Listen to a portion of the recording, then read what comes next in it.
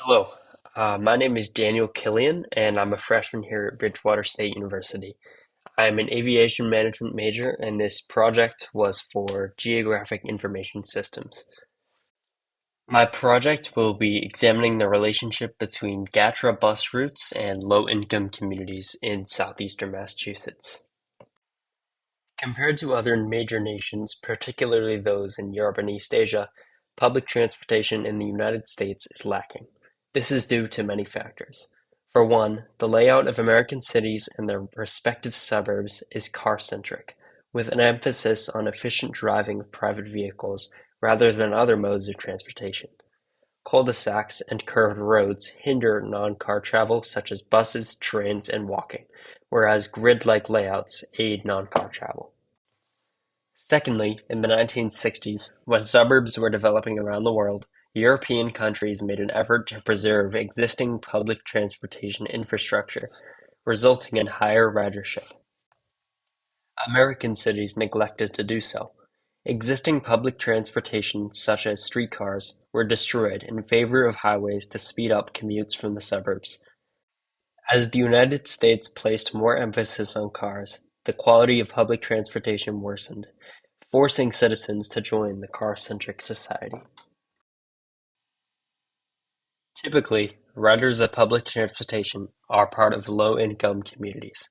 If public transportation is inadequate and unreliable, it limits access to job opportunities, healthcare, education, and other essential resources.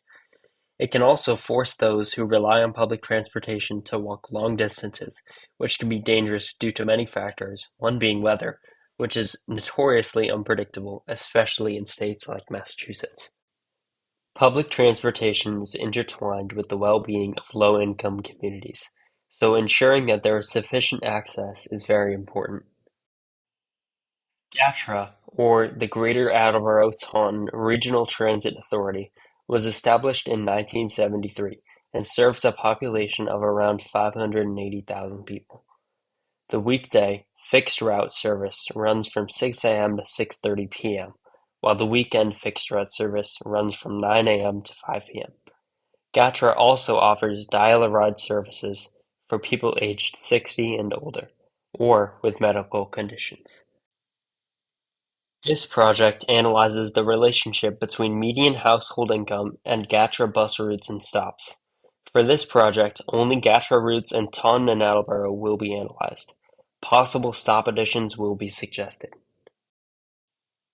So this first map that I created has median household income data in the background, with the red areas being lower income while the lighter areas are higher income. Uh, and the red lines are GATRA bus routes, with the red dots being GATRA bus stops, and the blue buffer areas around each stop are about half a mile in radius. As shown in the map, the GATRA systems in the two cities place their routes in lower-income areas. Every tract in Attleboro and Taunton that has a median household income below 48,000 is within a half-mile radius of a GATRA bus stop. So moving on, I just zoomed in on the map to the Taunton area, and in this close-up of the city, there seems to be effective route and stop placement in the city, particularly in the lower-income city center. However, I did have one minor addition that I would suggest. This next map is just the same thing as the last one, just with my addition shown in the green line. This new route pictured above, in green, not only serves more of the Taunton area, but also provides much needed coverage to the high traffic area that is Winthrop Street. The addition of this new route allows for travel from the city center, allowing people without cars to access the numerous businesses and restaurants located on the street. Moving on from Taunton, we go to Attleboro, Massachusetts, which is my hometown. Although Attleboro has significantly less tracks in the red compared to Taunton, it still has effective and adequate GATRA coverage in those areas. Attleboro's GATRA system also has many stops on Route 1 located on the west side of the city due to it being one of the busiest commercial areas in the region. My new route suggestion, pictured in lime green above again, expands the GATRA coverage in Attleboro along County Street, a densely populated and very busy street in the city. This expansion also easily connects with existing routes. It would also provide a quicker route from the city center to the more southern areas of Route 1 and Route 1A, other high-traffic areas. As represented by the maps, there is a strong correlation between the placement of GATRA bus routes and stops and low-income communities. Generally, while GATRA has done a good job serving those communities, improvements can always be made.